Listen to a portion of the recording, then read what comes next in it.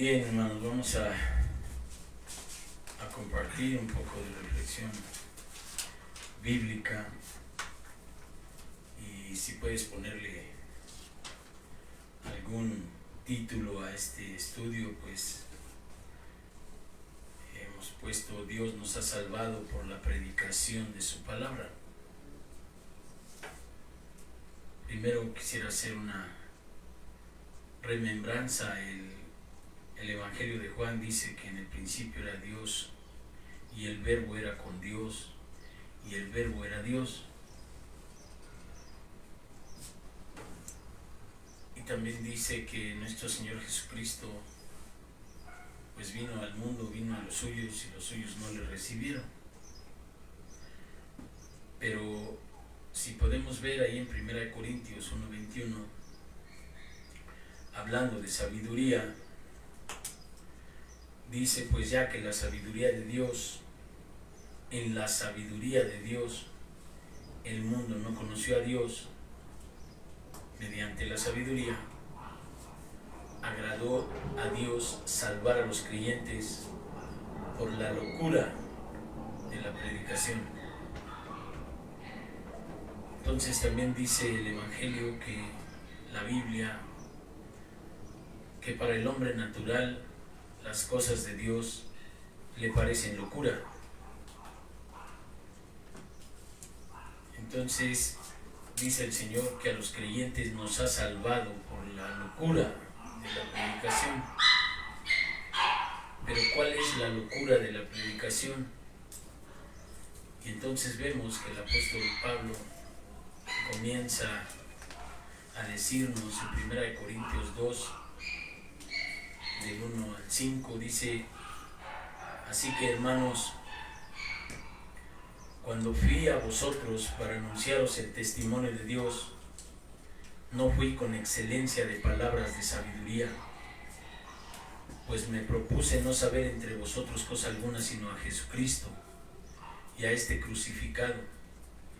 Y estuve entre vosotros con debilidad y mucho temor y temblor, y ni por mi palabra ni mi predicación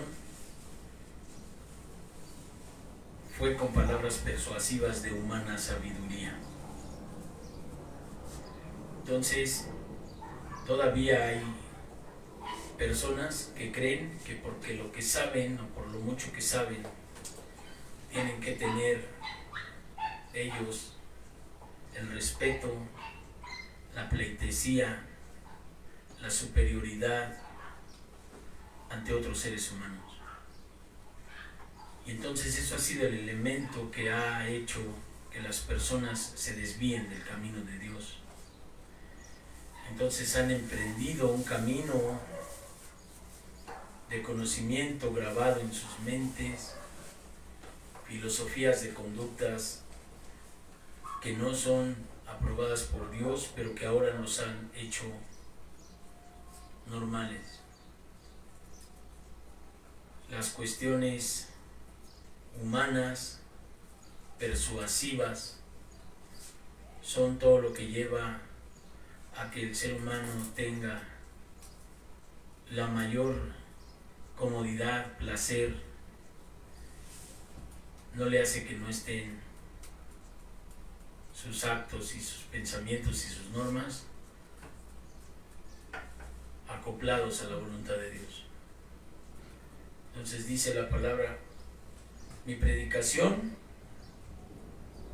no fue con palabras persuasivas de humana sabiduría, sino con demostración del Espíritu y de poder, para que vuestra fe no esté fundada en la sabiduría de los hombres, sino en el poder de Dios.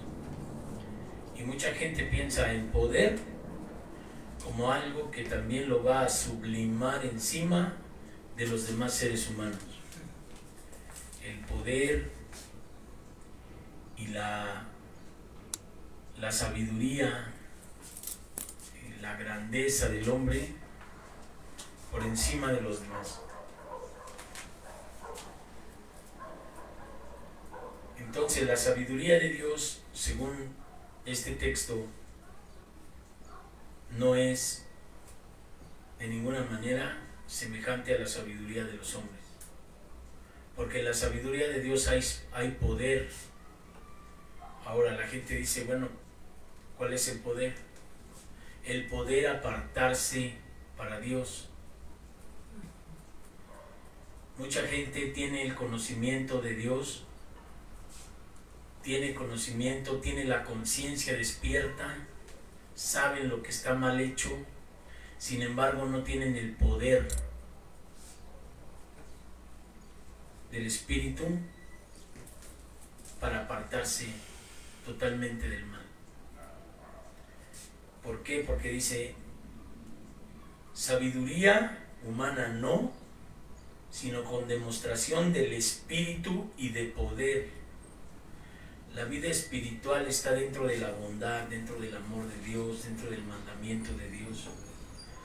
¿Por qué? Por fe, porque dice, para que vuestra fe no esté fundada en la sabiduría de los hombres, sino en el poder de Dios.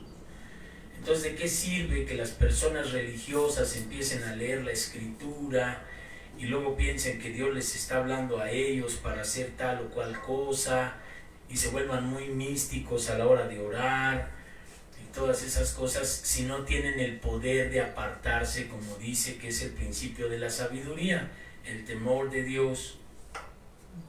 El temor de Dios es el principio de la sabiduría. El sabio teme y se aparta del mal. Ese es el poder del Espíritu, primeramente. Puesto que Juan dijo, por tanto, haced frutos dignos de arrepentimiento. Y si vemos Isaías 1, a partir del versículo 16, dice, dejad de hacer lo malo y aprender a hacer el bien. Entonces, cuando dice que no hay una demostración de sabiduría humana en la prédica, sino que es una demostración del Espíritu y de poder, para que la fe no esté fundada en la sabiduría de hombres, no debemos de acatar mandamientos de hombres.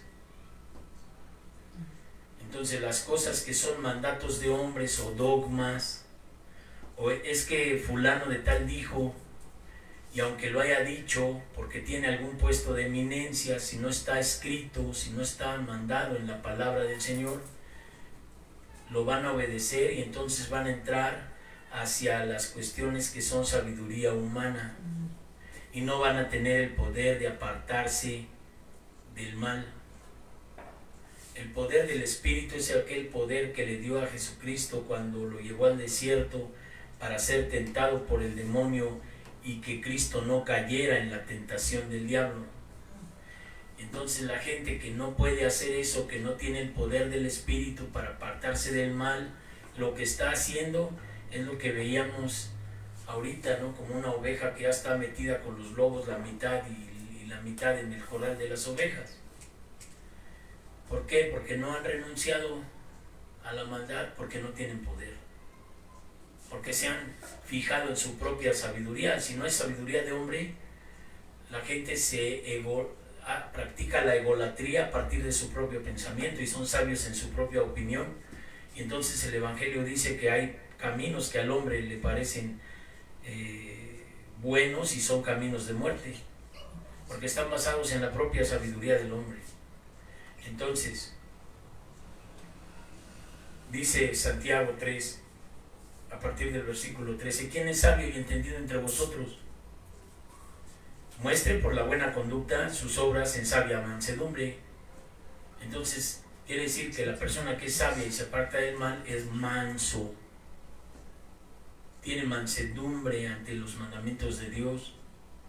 Tiene mansedumbre ante la palabra de Dios.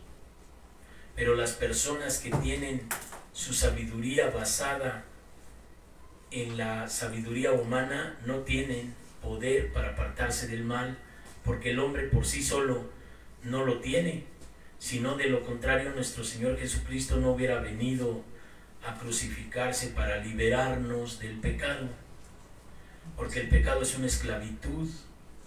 Entonces el sabio en su propia opinión dice, no, yo no necesito a Dios, yo puedo. Y entonces ahí andan con esa sabiduría siendo esclavos de pecado.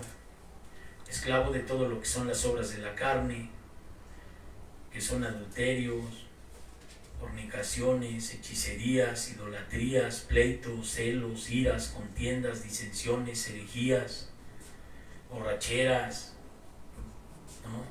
Hasta orgías, dice.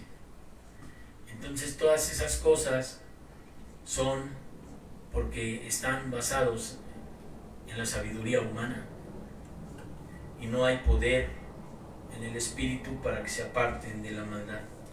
Entonces dice: quien es sabio y entendido entre vosotros, muestre por su buena conducta sus obras en sabia mansedumbre. La gente que no es mansa todavía trae la idea del mundo. No, pues una cosa es ser sabio, y una cosa es ser manso y otra cosa es ser menso. Y entonces por eso no obedecen a sus autoridades, no obedecen a nadie, se obedecen a sí mismos. Y entonces pues todo está lleno de ¿qué? Dice el Señor: muestre por buena conducta sus obras en sabia mansedumbre. Pero si tienes celos amargos y contención en tu corazón, en vuestro corazón, no os jactéis ni mintáis contra la verdad, porque esta sabiduría no es la que desciende de lo alto, sino terrenal, animal y diabólica. Entonces, ¿cuál sabiduría si no tienes mansedumbre? ¿Cuál sabiduría si no tienen capacidad de humillarse a reconocer que ellos no saben nada, que nosotros no sabemos nada, sino que hay que humillarnos y la sabiduría viene de Dios? ¿La sabiduría para qué? Para saber lo que es de sabios. Apartarse del mal es la sabiduría y la inteligencia. El temor de Dios y el apartarse del mal son la sabiduría y la inteligencia. Entonces, cuando dices: si tienes celos amargos, contención en tu corazón, no te jactes ni mientas contra la verdad, o sea, no eres hijo de Dios. Porque esta sabiduría es la que desciende, no es la que desciende de lo alto, sino es una sabiduría terrenal, animal y diabólica. Porque donde hay celos, contención, ahí hay perturbación y toda obra perversa. Entonces vives en la perversión y cuando uno te dice: pues es que esto es perverso, te ofendes, se ofende la gente. No me digas así, pues es eso. ¿Por qué? Porque están basados en la inteligencia humana, en la sabiduría humana que no produce cambio, no produce lo que produce el Espíritu de Dios en el espíritu del hombre. Y donde hay estas cosas como los celos y la contención en esta sabiduría animal y diabólica, pues hay perturbación y toda obra perversa. Pero la sabiduría que es de lo alto es primeramente pura, después pacífica, amable, benigna, llena de misericordia y de buenos frutos, sin incertidumbre ni hipocresía. Y el fruto de justicia se siembra en paz para aquellos que hacen la paz. Pero pues yo estaba, por ejemplo, hablando en un foro de derechos humanos ayer. Entonces yo les decía, ¿cómo puede una persona observar los derechos del otro si tiene dentro una perturbación emocional? No puede respetar al otro, no puede respetar a nadie, porque si ni siquiera se respeta a sí mismo, se hacen pasar por agitaciones emocionales que trastornan sus cuerpos, no se aman. Entonces, ¿cómo van a respetar el derecho del otro? Tenemos que comenzar para respetar nuestros propios derechos, respetarnos a nosotros mismos, no hacernos sufrir, no hacernos pasar por emociones que tengan que ver con nuestro malestar, y a veces van a parar ahí con enfermedades ahí somáticas muy fuertes. Pues ¿cómo voy a pensar yo en el derecho del otro si no tengo pensado en el derecho que tengo yo de vivir el fruto de justicia que se siembra en paz para aquellos que hacen la paz? Si yo mismo no estoy en paz, entonces ¿de qué puedo yo decir a alguien que la paz es un camino y que Dios es paz? Pues voy a hacer hipocresía, porque aquí dice que no hay más que perturbación en ese sentido. Entonces Mateo 5:9 del Sermón del Monte dice: bienaventurados los pacificadores, porque ellos serán llamados hijos de Dios. Entonces no debe ser personas que estemos insertos en la guerra íntima, en la guerra interior, agobiados, porque acuérdate que nos predicaba el Señor en otras ocasiones, ¿qué nos apartará del amor de Dios? Ni la vida, ni la muerte, ni lo creado, ni la enfermedad, ni nada. ¿Por qué? Porque el amor de Dios es más allá que todo ello. Entonces dice, bienaventurados los pacificadores, porque ellos serán llamados hijos de Dios. Entonces, ¿quién es el pacificador? El que lleva a las personas a la paz con Dios por medio del arrepentimiento, porque dice que por la fe somos justificados. O sea, justificados por la fe, tenemos paz para con Dios por medio de nuestro Señor Jesucristo. Entonces, la paz a la que nosotros podemos llamar a la gente es a la paz que ellos vean que nosotros tenemos. Entonces, una persona que no tiene paz, no tenemos paz, entonces ¿qué le vamos a decir a las gentes? ¿Cómo vamos a pacificar a la gente para que se ponga a cuentas con Dios y sepa que Dios le dijo, mi paz os dejo y mi paz os doy, no como el mundo la da? Si eres un agitadero en tus emociones y en tu mente. Entonces, bienaventurados los pacificadores. ¿Qué tenemos que hacer? Llevar a la gente a la paz. Mira, ayer yo saqué una foto ahí en la Comisión de Derechos Humanos, donde estaba una fotografía grande que decía, la violencia no es normal. O sea, quiere decir que una persona a nivel del mundo que es violenta es anormal.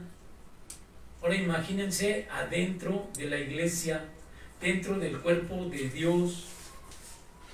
La paz que Dios da no puede ser igual a la paz de los derechos humanos, porque eso sería sabiduría humana. Bueno, pues ni siquiera podemos llegar a la sabiduría humana de respetar a los demás y de no estarnos peleando, de no dejar de ejercer violencia. ¿Cómo voy a llevar a la gente a la paz, a la pacificación con Dios? Entonces dice, bienaventurados los pacificadores, porque ellos serán llamados hijos de Dios. La persona que no está en paz, ¿cómo se llama hijo de Dios? ¿Cómo puedo yo decir soy hijo de Dios? A los suyos vino y a los suyos no le recibieron, le mataron, le golpearon, pero a los que le recibieron y creen en su nombre les dio potestad de ser hechos hijos de Dios. ¿A quiénes? A los pacificadores, porque ellos serán llamados hijos de Dios. Ahora, Romanos 5:1, pues dice bien, justificados pues por la fe, tenemos paz para con Dios, ¿por medio de qué? De nuestro Señor Jesucristo. Ahora, esa paz a la que nosotros nos ha llevado el Señor es la paz que nos da el sentirnos perdonados por todos aquellos pecados y delitos de los cuales éramos asidos en otra época de nuestra vida. Dios pagó el precio de nuestro pecado en la cruz. Tenemos paz para con Él porque ya ha pagado, pero no debemos estar cada rato volviendo a pecar, esperando que Dios siga derramando su sangre, porque entonces no hay poder del Espíritu para apartarlos de la maldad. Entonces de ahí nace el hipercalvinismo, que dice que salvo hoy, salvo para siempre, ¿no? Pero Dios dice otra cosa, que lo estudiaremos después. Cuando Lucas, el Evangelio de Lucas 24, que ya es cuando el Señor va a partir, y dice en el versículo 45, entonces les abrió el entendimiento para que comprendiesen las Escrituras y les dijo, así está escrito, y así fue necesario que Cristo padeciese y resucitase de entre los muertos al tercer día, y que se predicase en su nombre el arrepentimiento y el perdón de pecados en todas las naciones, comenzando por Jerusalén. Amén. ¿Quién es el que empieza a tener paz? El que está arrepentido, el que sea hecho como decía Juan bautizaba en el desierto para arrepentimiento y perdón de pecados. Entonces, ¿a quién vino Cristo? Pues a las ovejas perdidas del pueblo de Israel, a los no arrepentidos. Entonces dice el Señor en Lucas 15, a partir del versículo 1 hasta el versículo 7, se acercaban a Jesús todos los publicanos pecadores para oírle, y los fariseos y los escribas murmuraban diciendo: Este a los pecadores recibe y con ellos come. Entonces él les reafirmó o les refirió una parábola diciendo: ¿Qué hombre de ustedes, teniendo 100 ovejas, si pierde una de ellas, no deja las 99 en el desierto y va tras la que se perdió hasta encontrarla? Y cuando la encuentra, la pone sobre sus hombros gozosos, y al llegar a casa reúne a sus amigos y vecinos diciéndoles: Gozaos conmigo, porque he encontrado mi oveja que se ha perdido. Y os digo que si así habrá gozo en el cielo por un pecador que se arrepiente, más que por los 99 justos que no necesitan arrepentimiento. Entonces fíjate cómo aquí está la palabra de la doctrina sana. Los justos no necesitan arrepentimiento. Entonces, si tú te estás pecando y arrepintiendo cada rato, tú no eres justo, no eres justificado. ¿Por qué? Porque dice el Señor: os digo que así habrá más gozo en el cielo por un pecador que se arrepiente que por 99 justos que no necesitan arrepentimiento. Todos los justos no necesitan estarse arrepintiendo y pecando toda la semana y arrepintiéndose y luego yendo el sábado o el domingo ahí a la iglesia a que se les perdone, y otra vez vuelven a pecar toda la semana y otra vez así. Te estás perdiendo. O sea, te estás volviendo ¿qué? Apóstata.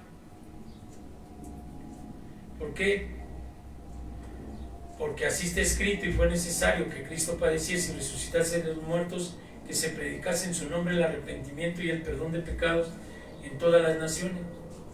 Ahora dice el Evangelio: hijitos, esto os escribo para que no pequéis. Si alguno pecare, allá, abogado tenemos, Jesucristo el justo. Ahora hay gente que se agarra de la Escritura que dice: si Dios me mandó a mí a perdonar 70 veces 7, ni modo que Dios no me perdone 70 veces 7. Y entonces en eso se acomodan para no dejar de pecar, cuando el Evangelio dice cosas contrarias. Dice: el que hace pecado es del diablo, y el Hijo de Dios no puede pecar porque es nacido de Dios, porque su simiente está dentro. Entonces a eso se refiere el apóstol Pablo, porque después de que él se cayó del caballo y tuvo 3 días ciego en la calle llamada Tercera, derecha, fue a Ananías y le quitó las camas de los ojos y fue lleno del Espíritu Santo y fue bautizado. Entonces el mismo poder del Espíritu Santo que llevó a Cristo al desierto es el mismo poder que recibió el apóstol para no volver a pecar más.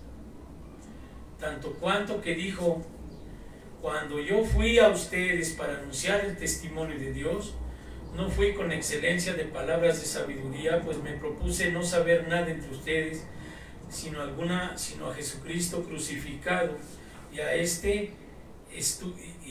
Jesucristo y a este crucificado, y estuve entre vosotros con debilidad y mucho temor y temblor.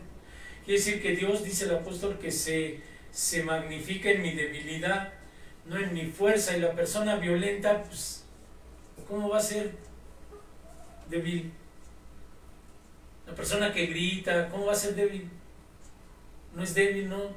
Entonces Dios no se puede engrandecer en lo que no es débil. Uno debe ser ¿qué?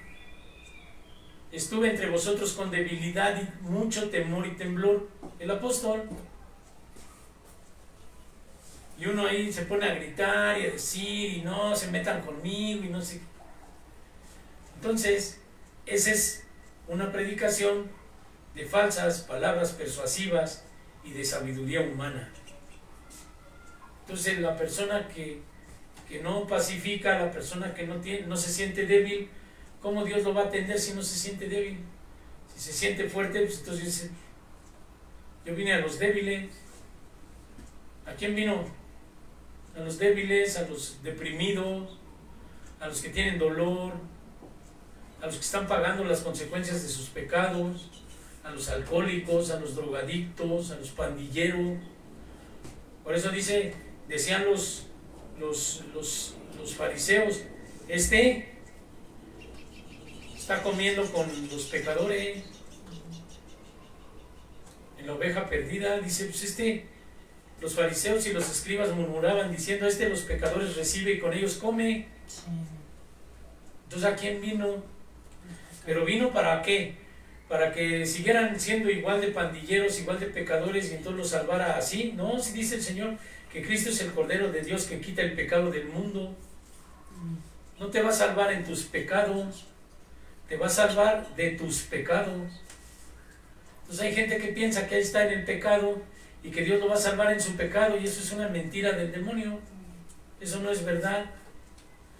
Entonces, arrepentimiento es renuncia, que fue lo que Cristo dijo, que así está escrito y fue necesario que Él padeciera y resucitase de entre los muertos y se predicase en su nombre el arrepentimiento para perdón de pecados en todas las naciones, comenzando desde Jerusalén.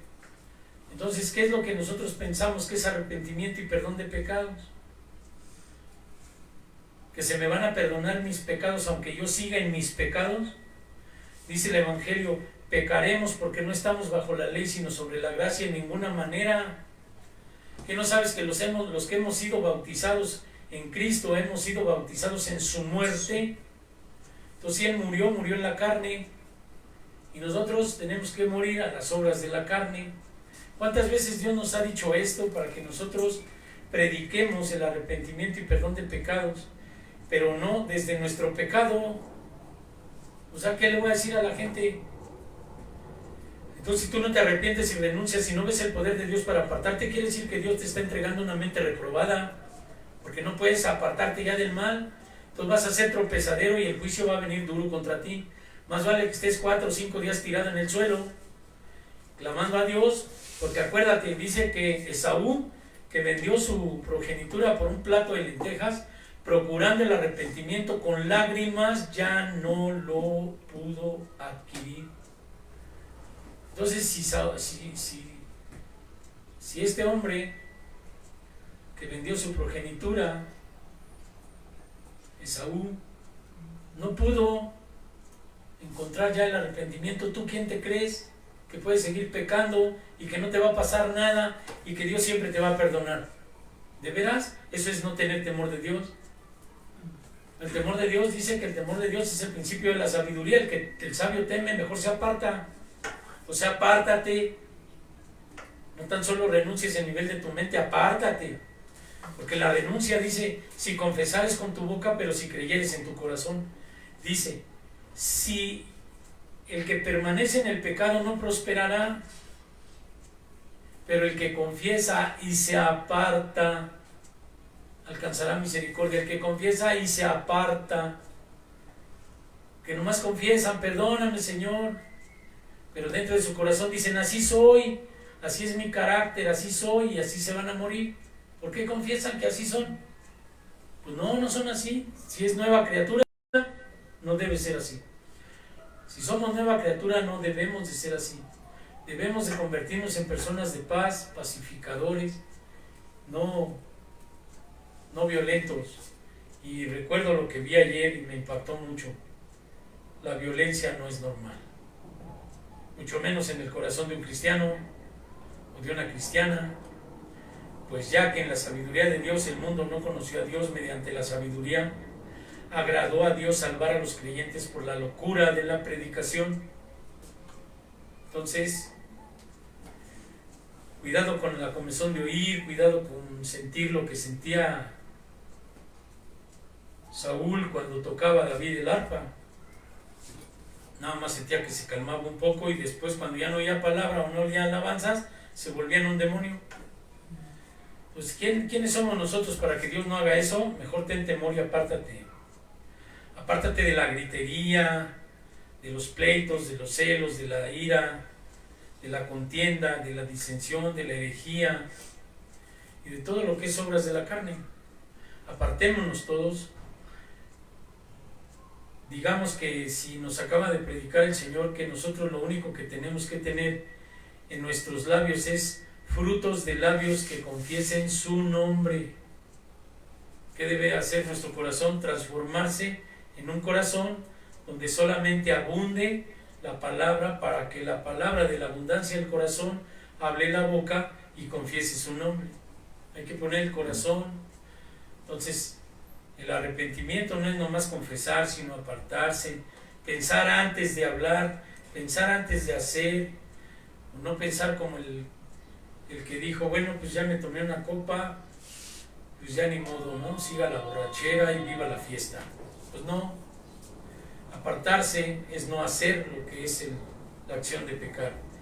Entonces, os digo, así habrá más gozo en el cielo por un pecador que se arrepiente.